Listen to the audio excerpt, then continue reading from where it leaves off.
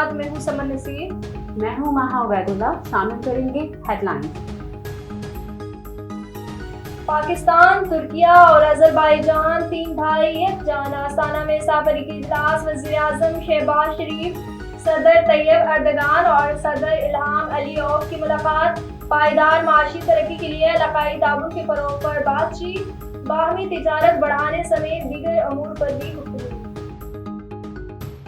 T20 world cup میں بدترین کارکردگی، چیئرمین پی سی بی کا سرجیکل سلیکشن کمیٹی شروع کرنے کا فیصلہ۔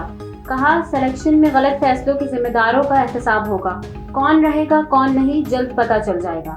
بابر اعظم کو کپتانی سے ہٹانے کا فیصلہ نہیں ہوا، جلد بازی میں کیے گئے فیصلے غلط ہوتے ہیں۔ گیری گیریجن رپورٹ میں کہا کہ ناکام ٹھیک نہیں ہو سکتا، چیلنج ہے جتنی چاہے مہم چلائیں فرق نہیں پڑتا، دباؤ میں آنے کے بجائے گھر چلے جانا بہتر سمجھوں گا۔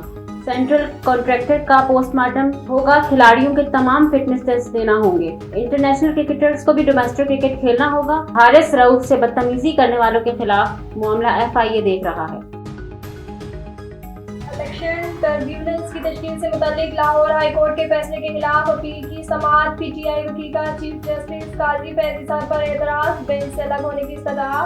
الیکشن کمیشن کی لاہور ہائی کورٹ کا فیصلہ کالعدم قرار دینے کی استدعا۔ ہائی کورٹ الیکشن کمیشن کے اختیارات استعمال نہیں کر سکتی۔